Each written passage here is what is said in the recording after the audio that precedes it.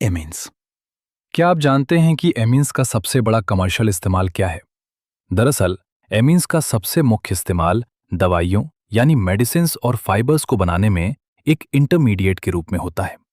अगर हम सीधे शब्दों में कहें तो ऑर्गेनिक कंपाउंड्स की दुनिया में एमीन्स एक बहुत ही जरूरी क्लास है। ये बनते कैसे हैं? जब हम अमोनिया यानी NH3 के मॉलिक्यूल में से एक या एक से ज्यादा हाइड्रोजन एटम्स को एल्किल या एरिल ग्रुप से रिप्लेस कर देते हैं तो हमें एमीन्स मिलते हैं। अगर हम नेचर की बात करें तो ये हमें प्रोटीन्स, विटामिन्स, एल्कलॉइड्स और हॉर्मोन्स में देखने को मिलते हैं।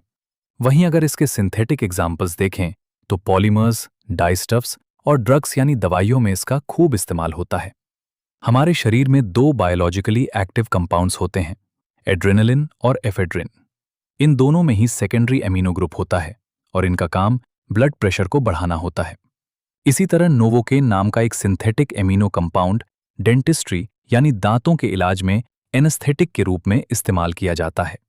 एक और बहुत जानी मानी एंटीहिस्टामिनिक ड्रग है बेनाड्रिल। इसमें टर्शियरी एमिनो ग्रुप मौजूद होता है। इसके अलावा क्वाटरनरी अमोनियम सॉल्ट्स का इस्तेमाल सरफेक्टेंट्स के रूप में होता है।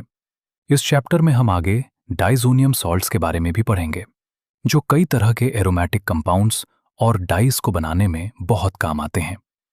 तो इस यूनिट में हम एमीन्स और डाइजोनियम सॉल्ट्स दोनों को डिटेल में समझेंगे। अब बात करते हैं एमीन्स के बेसिक कॉन्सेप्ट की।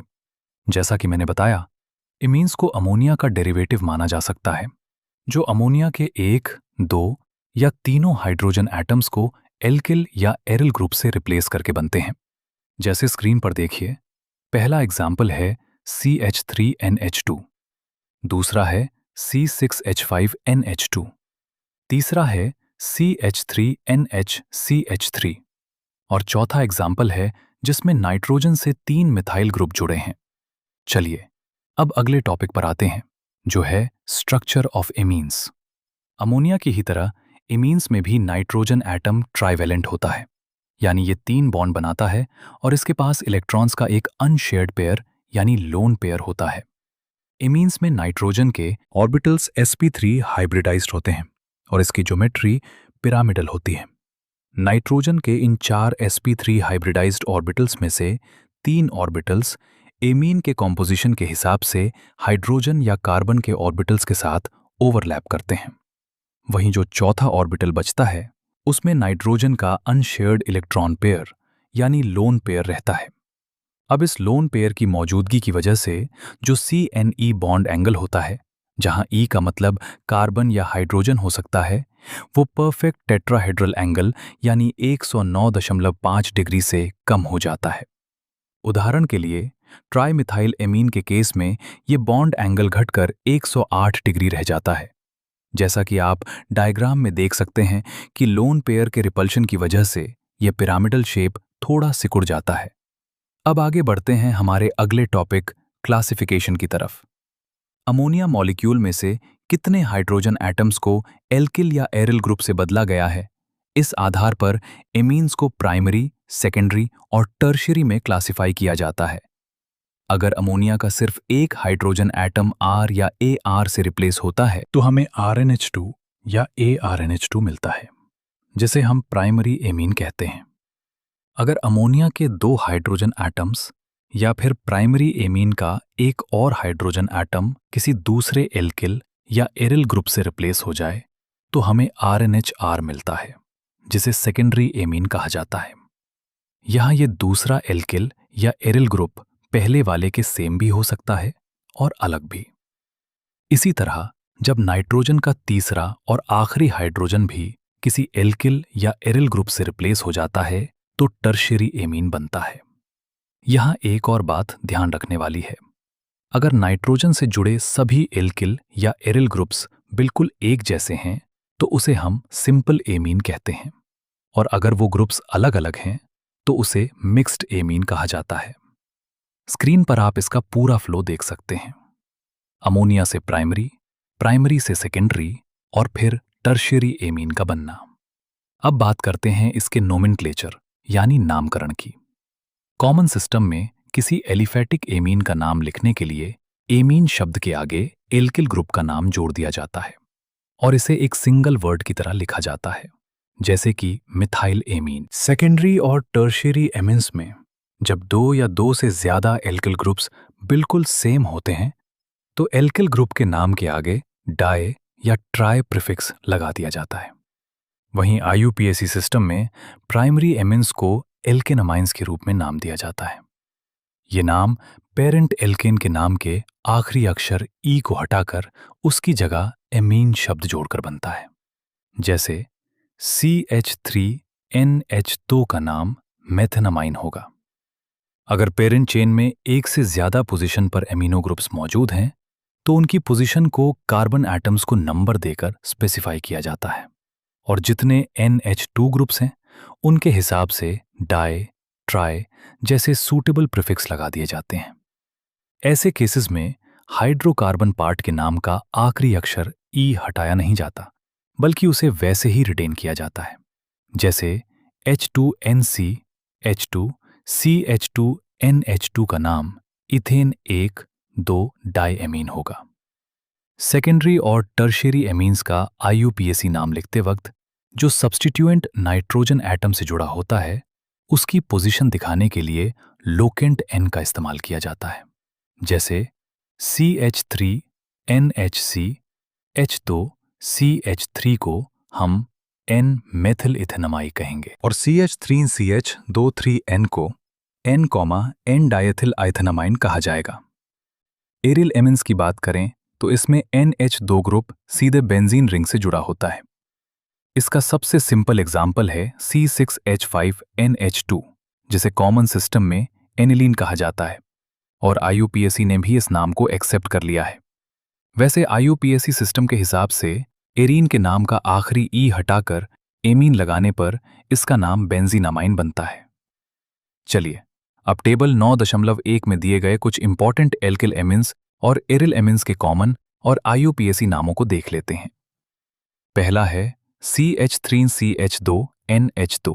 इसका कॉमन नाम है एथिल एमीन और आईयूपीएसी नाम है इथेनामाइन।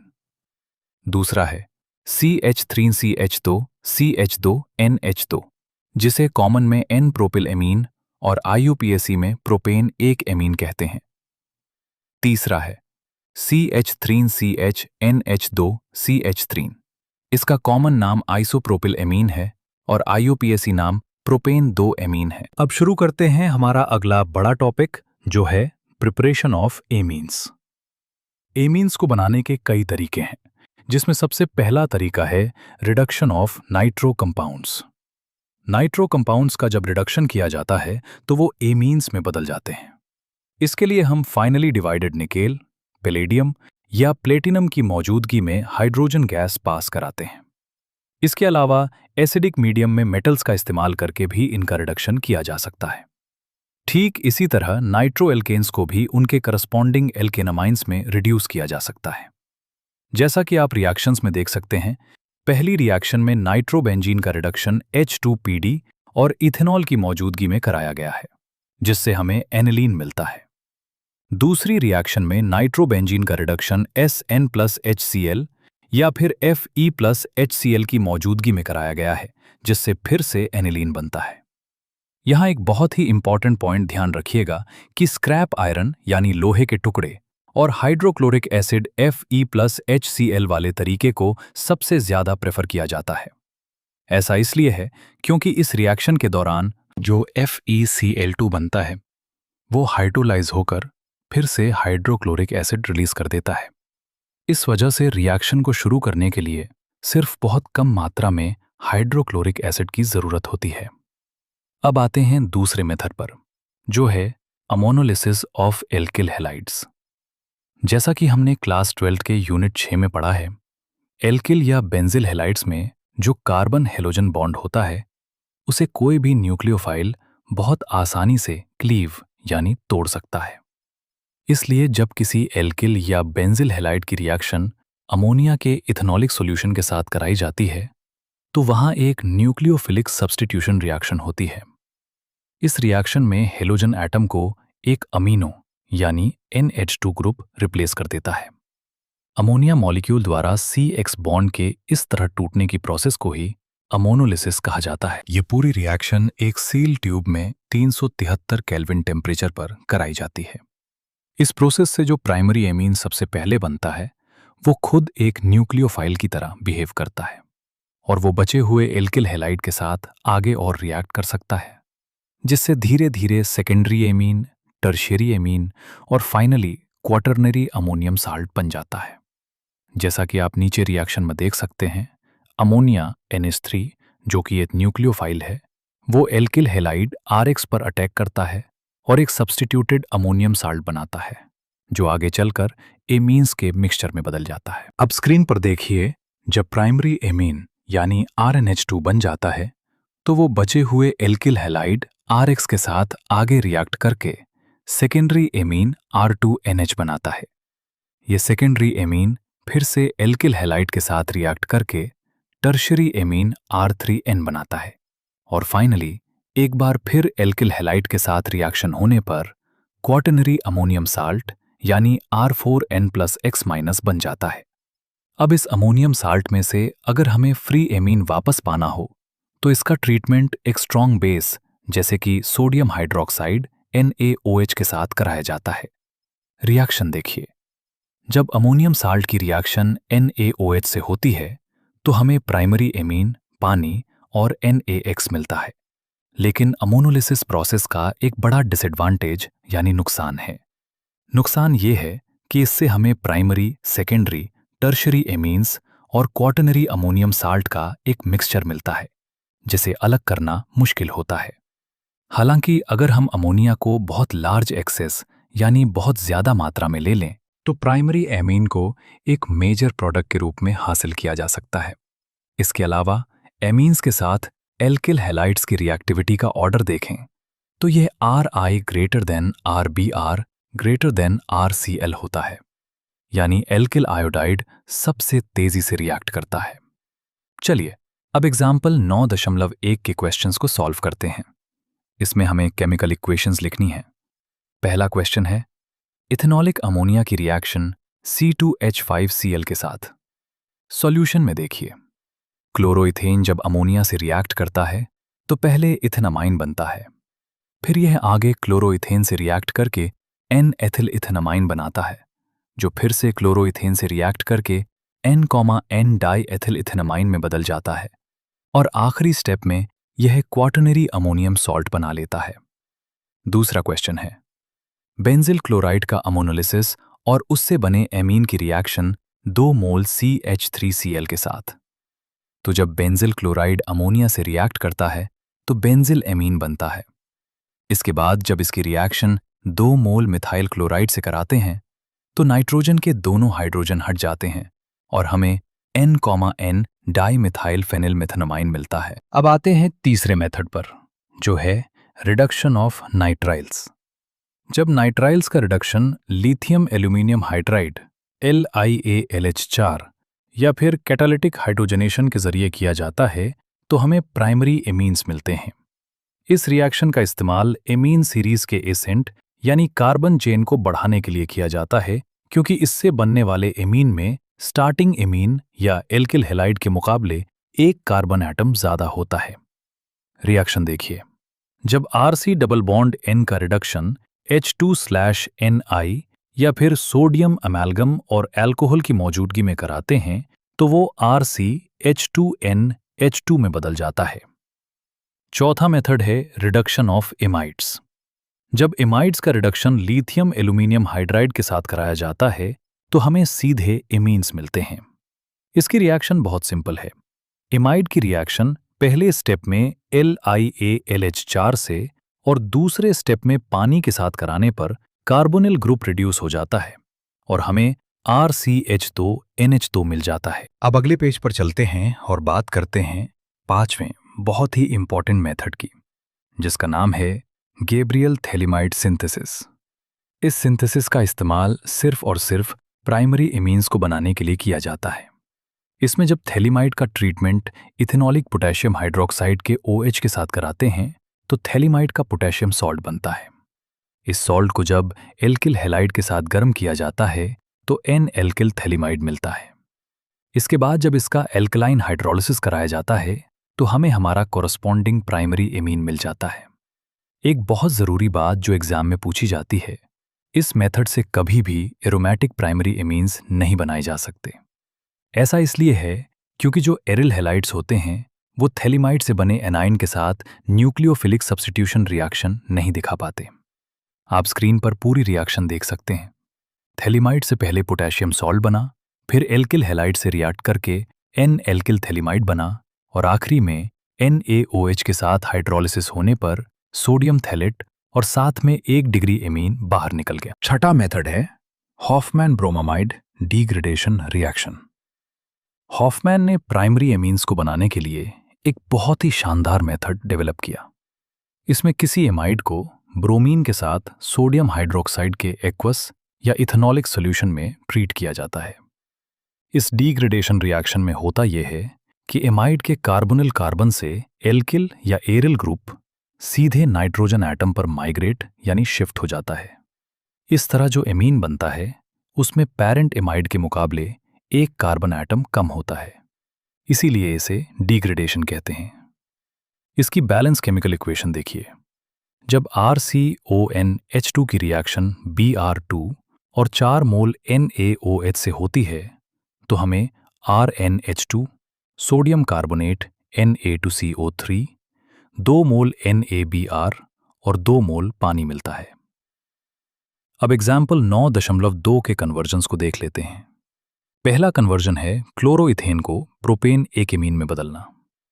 यहां हमें एक कार्बन बढ़ाना है, इसलिए क्लोरोइथेन की रिएक्शन पहले इथेनॉलिक NaCN से कराएंगे, जिससे प्रोपेन नाइट्राइल बनेगा। फिर इसका रिडक्शन करने पर हमें प्रोपेन एक एमीन मिल जाएगा।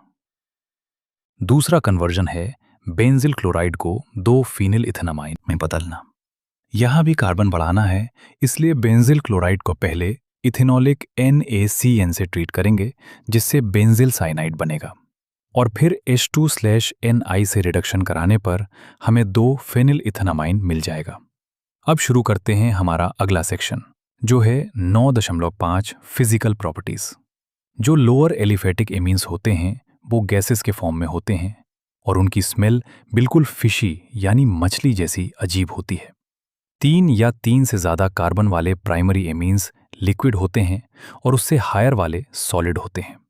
एनिलीन और बाकी एरिल एमीन्स आमतौर पर कलरलेस यानी बिना किसी रंग के होते हैं, लेकिन हवा में खुला रखने पर एटमॉस्फेरिक ऑक्सीडेशन की वजह से ये कलर्ड हो जाते हैं। अगर सॉल्युबिलिटी की बात करें तो लोअर एलिफेटिक एमीन्स पानी में सॉल्युबल होते हैं, क्योंकि ये पानी के मॉलिक्यूल्स के साथ हाइड्रोजन बॉन्ड्स बना सकते हैं।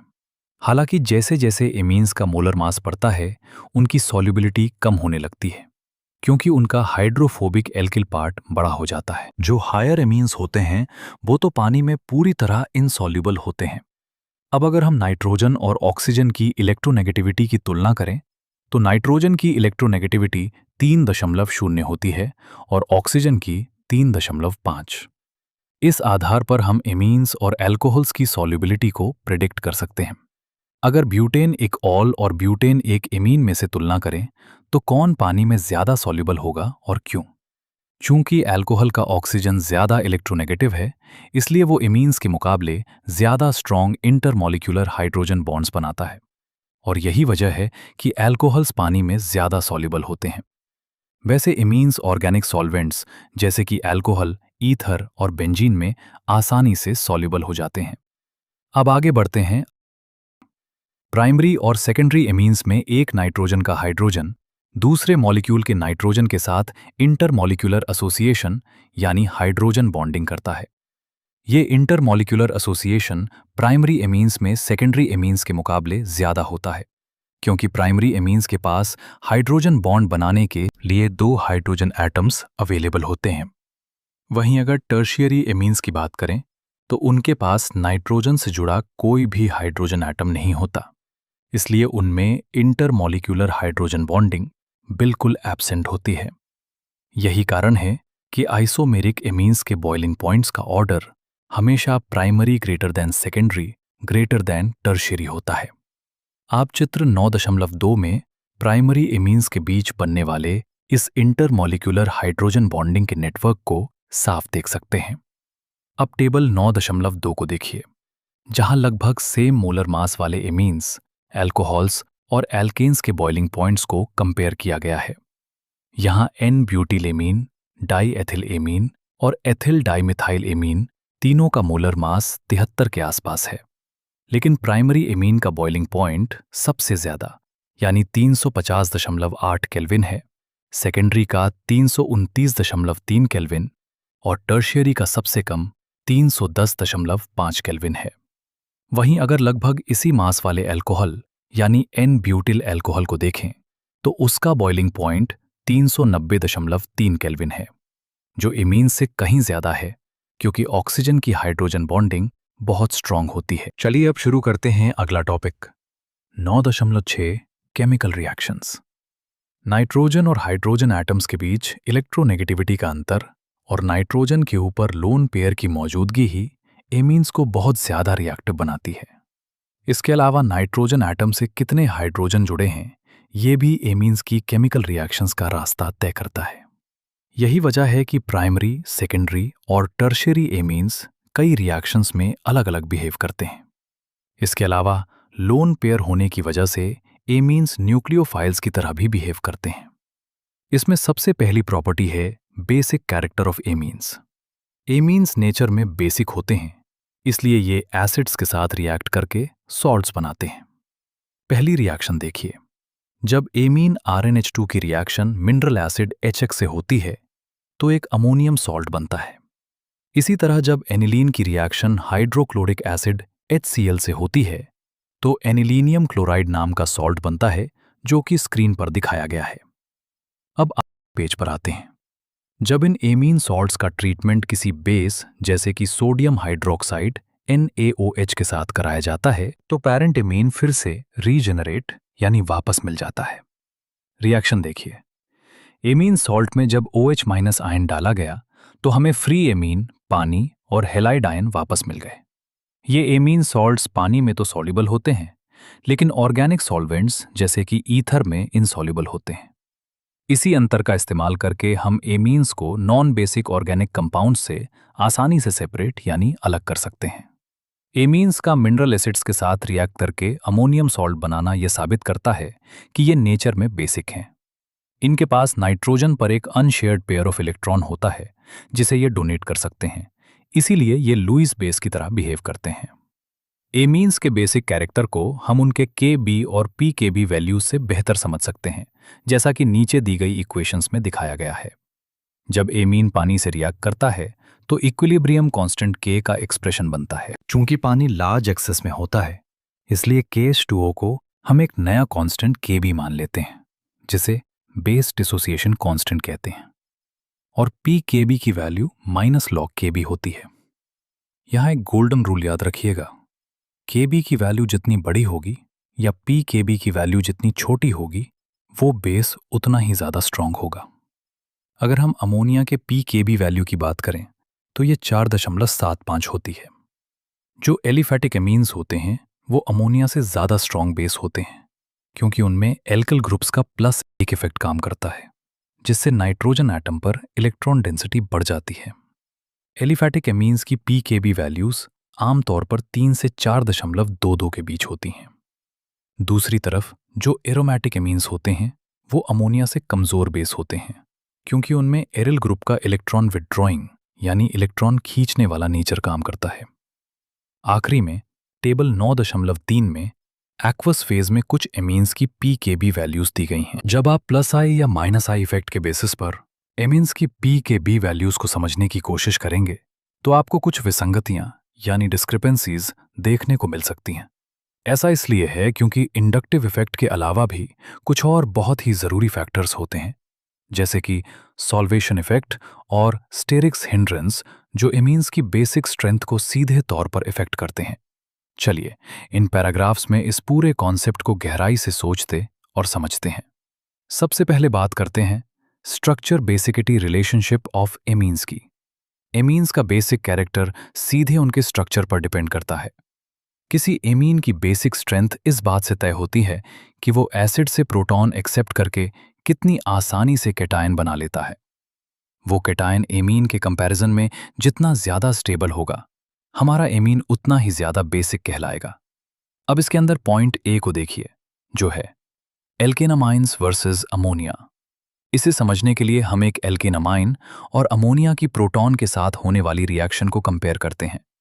जैसा कि स्क्रीन पर रिएक्शंस में दिखाया गया है, एल्किल ग्रुप्स का नेचर इलेक्ट्रॉन रिलीज करने का होता है, इसलिए ये इलेक्ट्रॉन्स को नाइट्रोजन की तरफ पुश करते हैं।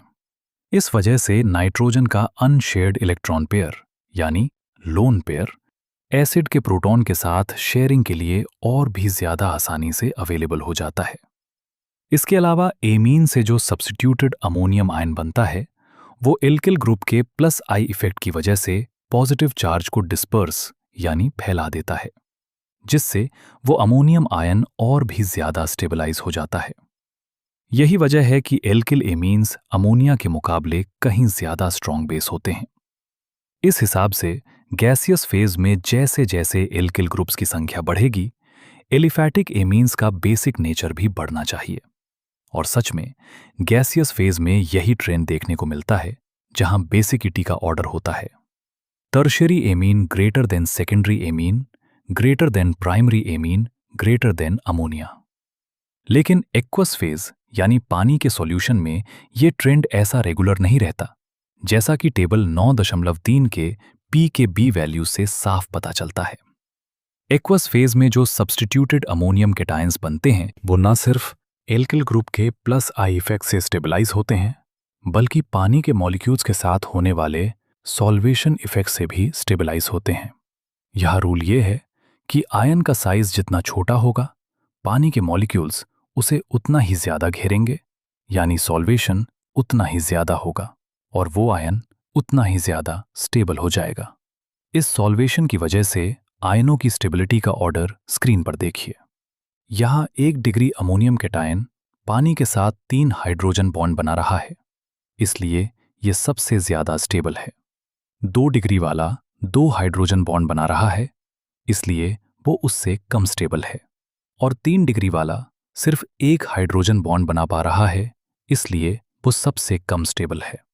यानी सॉल्वेशन के हिसाब से स्टेबिलिटी का घटता हुआ क्रम 1 degree, greater than 2 degree, greater than 3 degree होता है।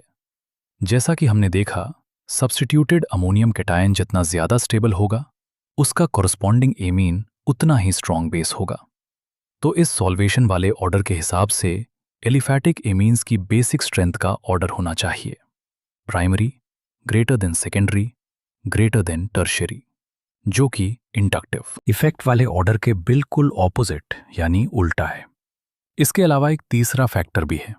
जब एल्किल ग्रुप थोड़ा बड़ा होता है, जैसे कि मिथाइल ग्रुप CH3 से बड़ा, तो वहां हाइड्रोजन बॉन्डिंग के रास्ते में स्टेरिक हिंड्रेंस यानी भीड़ भाड़ आ जाती है।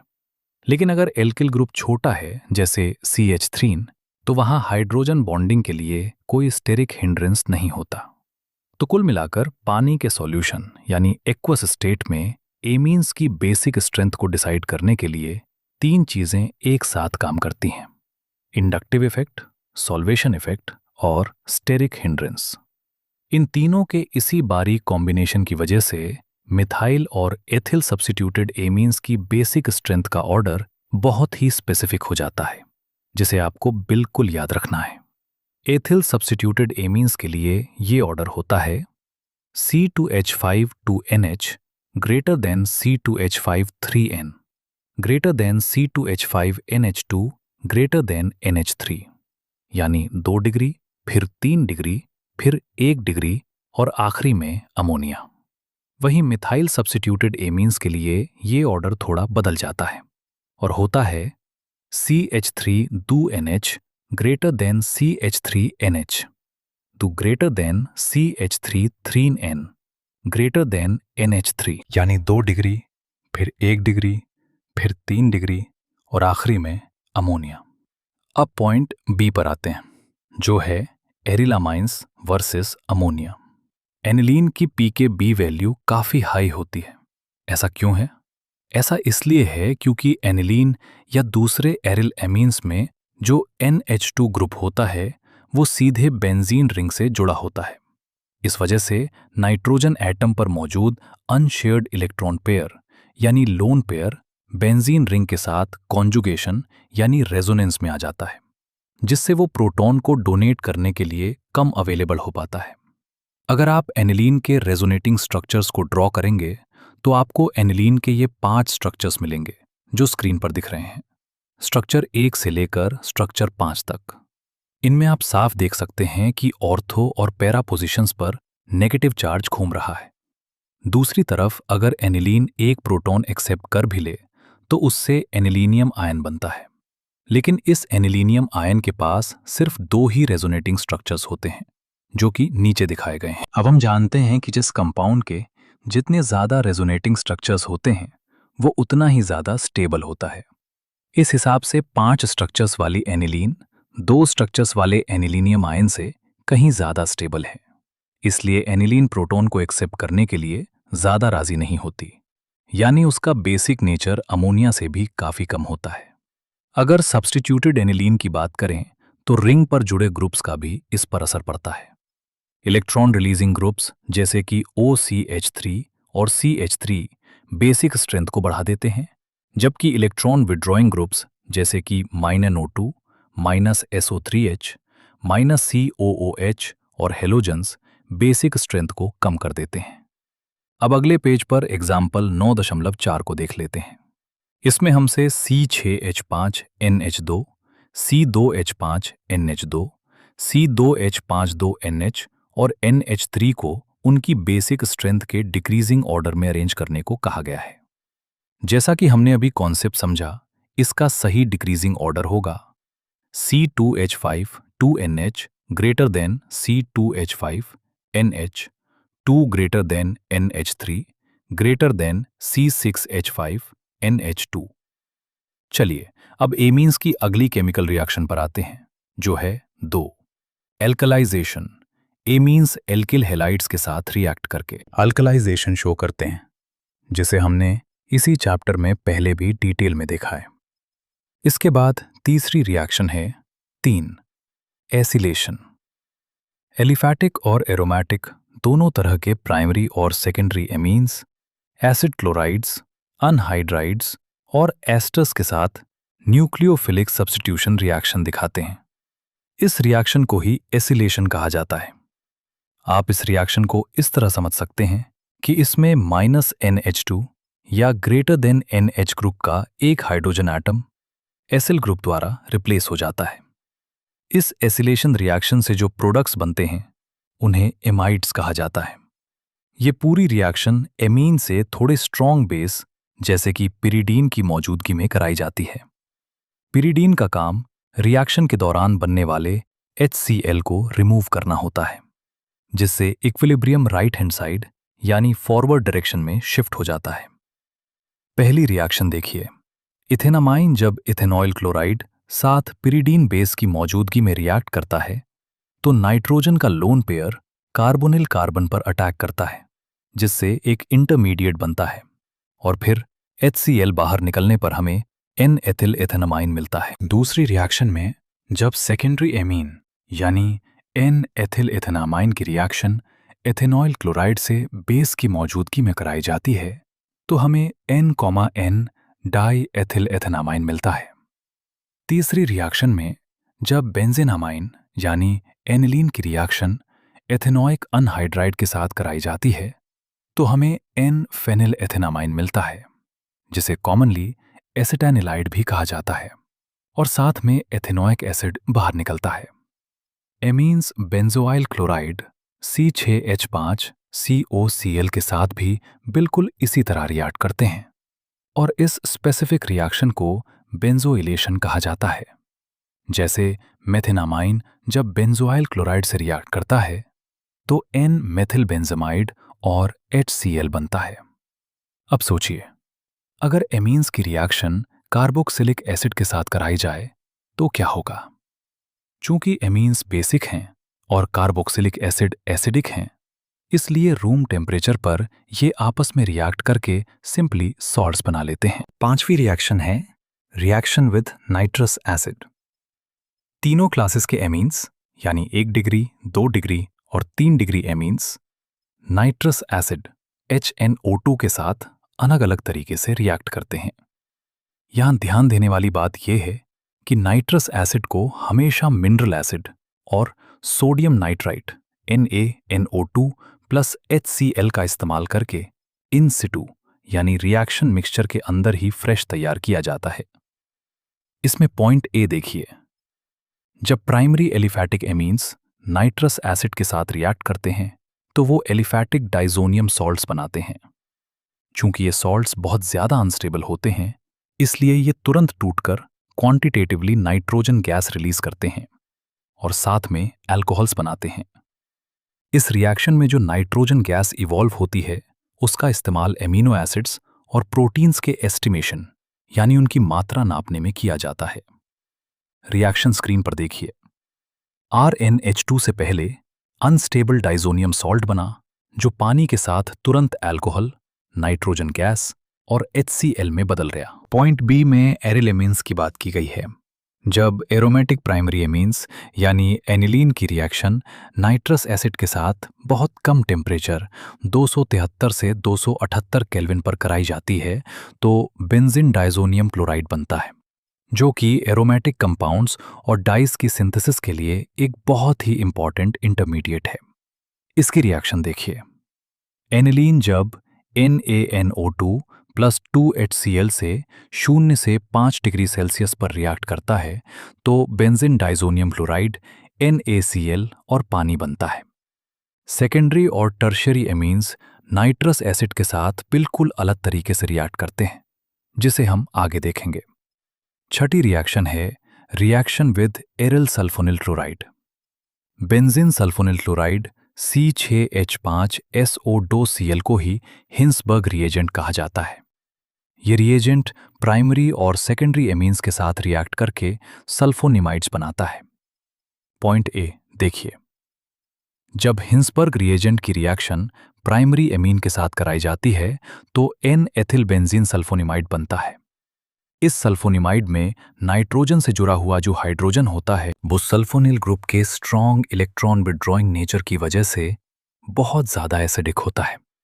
इसी एसिडिक हाइड्रोजन की वजह से ये प्रोडक्ट एल्कली यानी बेस NaOH में आसानी से सॉल्युबल यानी घुलनशील होता है। पॉइंट बी में देखिए, जब हिंसबर्ग रिएजेंट की रिएक्शन सेकेंडरी एमीन के साथ कराई जाती है तो N,N डाइएथिल बेंजीन सल्फोनिमाइड बनता है। अब इस स्ट्रक्चर को ध्यान से देखिए। इसके आगे की बात को समझने के लिए अब हम आखिरी पेज पर चलते हैं। चूंकि इस N,N डाइएथिल बेंजीन सल्फोनिमाइड में नाइट्रोजन एटम के पास कोई भी हाइड्रोजन एटम अटैच नहीं है, इसलिए ये नेचर में एसिडिक नहीं होता और यही वजह है कि ये एल्कली यानी बेस में पूरी तरह इनसॉल्युबल यानी अघुलनशील होता है। इसके बाद पॉइंट सी कहता है कि टर्शियरी एमीन्स तो बेंजीन सल्फोनिल क्लोराइड के साथ रिएक्ट ही नहीं करते। तो इस तरह हिंसबर्ग रिएजेंट के प्रति एमीन्स के इस अलग अलग बिहेवियर का इस्तेमाल करके हम प्राइमरी, सेकेंडरी और टर्शियरी एमीन्स को न सिर्फ डिस्टिंग्विश यानी पहचान सकते हैं, बल्कि उनके मिक्सचर को सेपरेट भी कर सकते हैं। वैसे आजकल बेंजीन सल्फोनिल क्लोराइड की जगह p-टोल्यूनी सल्फोनिल क्लोराइड का इस्तेमाल ज्यादा किया जाने लगा है। अब शुरू करते हैं हमारी 7वीं बहुत ही इंपॉर्टेंट कैटेगरी, जो है इलेक्ट्रोफिलिक सब्स्टिट्यूशन। जैसा कि हमने पहले पढ़ा है कि एनिलीन 5 रेजोनेटिंग स्ट्रक्चर्स का एक हाइब्रिड है। अब इसमें मैक्सिमम इलेक्ट्रॉन डेंसिटी कहाँ होती है? जब आप इसके स्ट्रक्चर्स को देखेंगे तो पाएंगे कि ऑर्थो और पैरा पोजिशंस पर इलेक्ट्रॉन डेंसिटी सबसे ज्यादा होती है। इसीलिए जो -NH2 ग्रुप होता है वो ऑर्थो और पैरा डायरेक्टिंग होने के साथ साथ एक बहुत ही पावरफुल एक्टिवेटिंग ग्रुप होता है। इसमें पॉइंट ए है ब्रोमिनेशन। जब एनिलीन की रिएक्शन रूम टेम्परेचर पर सिंपली ब्रोमीन वाटर के साथ कराई जाती है तो ये इतनी तेजी से रिएक्ट करता है कि ऑर्थो और पैरा सभी पोजीशंस सब्स्टिट्यूट हो जाती हैं और हमें 2, 4, 6 ट्राइब्रोमो एनिलीन का एक वाइट प्रेसिपिटेट यानी सफेद रंग का PPT मिलता है। लेकिन एरोमेटिक एमीन्स की इस इलेक्ट्रोफिलिक सब्स्टिट्यूशन रिएक्शन में सबसे बड़ी प्रॉब्लम यही है कि NH2 ग्रुप की रिएक्टिविटी बहुत ज़्यादा हाई होती है, जिससे रिएक्शन सिर्फ ऑर्थो और पैरा पोजिशंस पर जाकर रुकती नहीं, बल्कि पॉली सब्स्टिट्यूशन हो जाता है। अब अगर हमें सिर्फ मोनो सब्स्टिट्यूटेड एनिलीन डेरिवेटिव बनाना हो, यानी रिंग पर सिर्फ एक ही ब्रोमीन चाहिए हो, तो हम NH2 ग्रुप के इस एक्टिवेटिंग इफेक्ट को कैसे कंट्रोल करेंगे? इसे कंट्रोल करने का एक बहुत ही शानदार तरीका है। हम एसिटिक अनहाइड्राइड के साथ एसिलेशन कराकर -NH2 ग्रुप को पहले प्रोटेक्ट यानी उसकी ताकत को थोड़ा कम कर देते हैं। उसके बाद मनचाहा इलेक्ट्रोफिलिक सब्स्टिट्यूशन कराकर आखिरी स्टेप में उसका हाइड्रोलिसिस कर देते हैं, जिससे हमें हमारा मोनो सब्स्टिट्यूटेड एमीन मिल जाता है। स्क्रीन पर नीचे दी गई इस पूरी सीरीज को देखिए। जब एनिलीन की रिएक्शन एसिटिक अनहाइड्राइड और पिरिडीन से कराते हैं, तो वो एन फेनिल एथेनामाइन में बदल जाता है। अब इस एसिटेनिलाइड का ब्रोमिनेशन CH3COOH की मौजूदगी में कराने पर ब्रोमीन सिर्फ पैरा पोजीशन पर जुड़ता है और मेजर प्रोडक्ट बनाता है। इसके बाद जब इस सब्स्टिट्यूटेड एमाइड का एसिडिक या बेसिक मीडियम OH- या H+ में हाइड्रोलाइसिस कराते हैं, तो एमाइड ग्रुप वापस -NH2 में बदल जाता है और हमें हमारा फाइनल प्रोडक्ट 4 ब्रोमो एनिलीन मिल जाता है। ऐसा इसलिए होता है क्योंकि एसिटानिलाइड में नाइट्रोजन का जो लोन पेयर है, वो नीचे दिए गए रेजोनेंस के कारण कार्बोनिल ग्रुप के ऑक्सीजन के साथ भी कॉन्जुगेशन में व्यस्त हो जाता है। इस वजह से बेंजीन रिंग को डोनेट करने के लिए नाइट्रोजन का लोन पेयर उतना ज्यादा फ्री नहीं रहता जितना कि नॉर्मल एनिलीन में होता है। यही कारण है कि एसिटामिडो ग्रुप का activating effect normal amino group के मुकाबले काफी कम हो जाता है और हमें सिर्फ मोनो सब्स्टिट्यूटेड प्रोडक्ट मिलता है। नाइट्रेशन। एनिलीन का डायरेक्ट नाइट्रेशन करना काफी मुश्किल और अजीब होता है। जब हम एनिलीन का डायरेक्ट नाइट्रेशन करते हैं, तो नाइट्रिक एसिड के स्ट्रॉन्ग ऑक्सीडाइजिंग नेचर की वजह से हमें तार जैसे काले ऑक्सीडेशन प्रोडक्ट्स, टैरी ऑक्सीडेशन प्रोडक्ट्स मिलते हैं और साथ में नाइट्रो डेरिवेटिव्स का मिक्सचर भी बनता है। इतना ही नहीं, एसिडिक मीडियम में होने की वजह से एनिलीन प्रोटॉन एक्सेप्ट करके एनिलीनियम आयन बना लेती है, जो कि खुद एक मेटा डायरेक्टिंग ग्रुप है। यही वजह है कि ऑर्थो और पैरा डेरिवेटिव्स के साथ साथ एक बहुत ही सिग्निफिकेंट अमाउंट में यानी 47% तक मेटा डेरिवेटिव भी बन जाता है, जिसे आप स्क्रीन पर दी गई इस रिएक्शन में साफ देख सकते हैं। पैरा नाइट्रोएनिलीन 51%, मेटा नाइट्रोएनिलीन 47% और ऑर्थो नाइट्रोएनिलीन सिर्फ 2% बनता है। अब सोचिए, अगर हमें सिर्फ पैरा नाइट्रोएनिलीन को ही मेजर प्रोडक्ट के रूप में बनाना हो तो क्या करेंगे? बिल्कुल ब्रोमिनेशन की तरह यहां भी हम सबसे पहले -NH2 ग्रुप का एसिटिक अनहाइड्राइड के साथ एसिलेशन कराकर उसे प्रोटेक्ट कर देंगे। स्क्रीन पर नीचे दी गई रिएक्शन देखिए। पहले एनिलीन से बना एसिटेनिलाइड, फिर HNO3 और H2SO4 के साथ 288 केल्विन पर नाइट्रेशन कराने से हमें मिला पैरा नाइट्रो एसिटेनिलाइड और लास्ट में जब इसका हाइड्रोलिसिस OH- या H+ कराया गया, तो हमें मेजर प्रोडक्ट के रूप में पैरा नाइट्रो एनिलीन मिल गया। अब आते हैं पॉइंट C पर, जो है सल्फोनेशन। जब एनिलीन की reaction concentrated sulphuric acid H2SO4 के साथ कराई जाती है, तो चूंकि एनिलीन बेस है और सल्फ्यूरिक एसिड एसिड है, इसलिए पहले एनिलीनियम हाइड्रोजन सल्फेट सॉल्ट बनता है। जब इस सॉल्ट को सल्फ्यूरिक एसिड के साथ 453 से 473 केल्विन पर गर्म किया जाता है, तो हमें पैरा एमिनोबेंजीन सल्फोनिक एसिड मिलता है, जिसे कॉमनली सल्फानिलिक एसिड कहा जाता है। इस स्ट्रक्चर में खास बात यह है कि इसमें एसिडिक ग्रुप SO3H और बेसिक ग्रुप NH2 दोनों मौजूद हैं। इसलिए ये आपस में ही प्रोटॉन एक्सचेंज करके एक ज्विटर आयन बना लेते हैं, जैसा कि स्क्रीन पर दिख रहा है। एक और बहुत ही जरूरी बात नोट कर लीजिए, एनिलीन कभी भी फ्रेडल क्राफ्ट्स रिएक्शन शो नहीं करती। ऐसा इसलिए होता है क्योंकि रिएक्शन का कैटलिस्ट एल्यूमिनियम क्लोराइड AlCl3 एक लुईस एसिड है, जो एनिलीन बेस के साथ मिलकर सॉल्ट बना लेता है।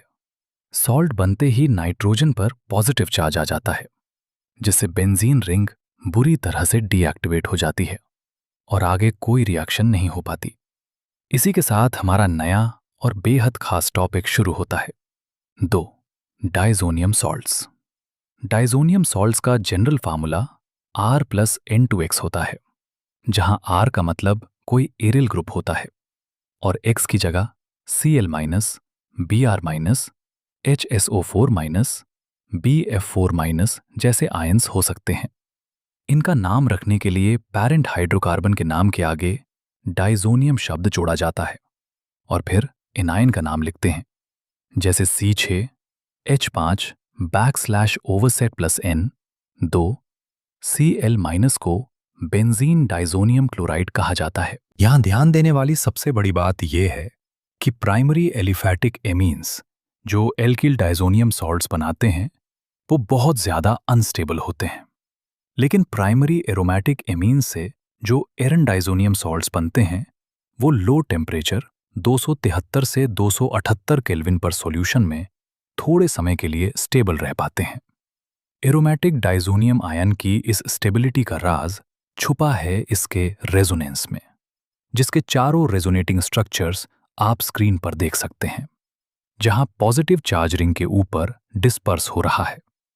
अब देखते हैं section 9.7 method of preparation of diazonium salts. Benzene diazonium chloride को बनाने के लिए एनिलीन की रिएक्शन नाइट्रस एसिड के साथ 273 से 278 डिग्री पर कराई जाती है। चूंकि नाइट्रस एसिड अनस्टेबल होता है, इसलिए इसे सोडियम नाइट्राइट और hydrochloric acid NaNO2 plus HCl को मिलाकर इन सिटू तैयार करते हैं। प्राइमरी एरोमेटिक एमीन्स का डाइजोनियम सॉल्ट्स में बदलने की इस पूरी प्रोसेस को डाइजोटाइजेशन कहा जाता है। इसकी रिएक्शन स्क्रीन पर देखिए। अनस्टेबल होने की वजह से इस सॉल्ट को स्टोर नहीं किया जाता, बल्कि बनने के तुरंत बाद इस्तेमाल कर लिया जाता है। अब अगले पेज पर चलते हैं और इसकी 9.8 फिजिकल प्रॉपर्टीज को देखते हैं। बेंजीन डाइजोनियम क्लोराइड एक कलरलेस क्रिस्टलाइन सॉलिड होता है। ये ठंडे पानी में आसानी से सॉल्यूबल और स्टेबल होता है, लेकिन पानी को गर्म करने पर यह तुरंत रिएक्ट कर जाता है। ड्राई स्टेट यानी सूखे रूप में ये आसानी से डीकंपोज हो जाता है, यानी ब्लास्ट भी कर सकता है। वहीं अगर बात करें benzene diazonium fluoroborate C6H5N2 + BF4- की, तो ये पानी में इनसॉल्यूबल होता है और रूम टेम्परेचर पर काफी स्टेबल होता है। इसके बाद आता है सबसे मजेदार हिस्सा 9.9 केमिकल रिएक्शंस। डाइजोनियम सॉल्ट्स की रिएक्शंस को मोटे तौर पर दो कैटेगरीज में बांटा गया है। A, reactions involving displacement of nitrogen और B, reactions involving retention of diazo group. चलिए पहले कैटेगरी ए यानी नाइट्रोजन के डिस्प्लेसमेंट वाली रिएक्शंस को समझते हैं। डाइजोनियम ग्रुप N2+ एक बहुत ही बेहतरीन लीविंग ग्रुप होता है, जिसे Cl-, Br-, Cn- और OH- जैसे न्यूक्लियोफाइल्स बड़ी आसानी से डिस्प्लेस यानी रिप्लेस कर देते हैं और नाइट्रोजन गैस सिस्टम से बाहर निकल जाती है। इसमें पहला पॉइंट है 1, रिप्लेसमेंट बाय हैलाइड और साइनाइड आयन। जब डाइजोनियम सॉल्ट के सॉल्यूशन को कॉपर एक आयन यानी CuVic की मौजूदगी में HCl, HBr या KCN के साथ ट्रीट किया जाता है, तो रिंग पर क्रमशः क्लोराइड, ब्रोमाइड या साइनाइड ग्रुप जुड़ जाते हैं। इस बेहद इंपॉर्टेंट रिएक्शन को सैंड मेयर रिएक्शन कहा जाता है, जिसकी तीनों रिएक्शंस आप स्क्रीन पर देख सकते हैं। इसके अलावा एक ऑल्टरनेटिव तरीका भी है, जहां कॉपर हैलाइड की जगह सीधे कॉपर पाउडर और कोरस्पॉन्डिंग हेलोजन एसिड Cu/HCl या Cu/HBr का इस्तेमाल किया जाता है, और इस मॉडिफिकेशन को गेटरमैन रिएक्शन कहते हैं। ध्यान रखिएगा कि सैंड मेयर रिएक्शन से मिलने वाली यील्ड गेटरमैन रिएक्शन के कंपैरिजन में काफी बेहतर होती है। दूसरा पॉइंट है replacement bye iodide ion. Iodine को रिंग पर सीधे जोड़ना आसान नहीं होता, इसलिए जब डाइजोनियम साल्ट के सॉल्यूशन को सिंपली पोटेशियम आयोडाइड के साथ हिलाया और गर्म किया जाता है, तो हमें सीधे आयोडोबेंजीन मिल जाती है। इसकी रिएक्शन देखिए। ArN2 + Cl- + KI + KCl + N2। तीसरा पॉइंट है 3, रिप्लेसमेंट बाय फ्लोराइड आयन।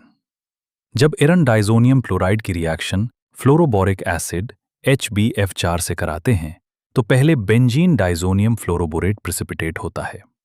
जब इस सूखे साल्ट को हीट यानी गर्म किया जाता है तो ये डीकंपोज होकर एरिल फ्लोराइड यानी फ्लोरोबेंजीन बनाता है और साथ में BF3 व N2 गैस बाहर निकलती है।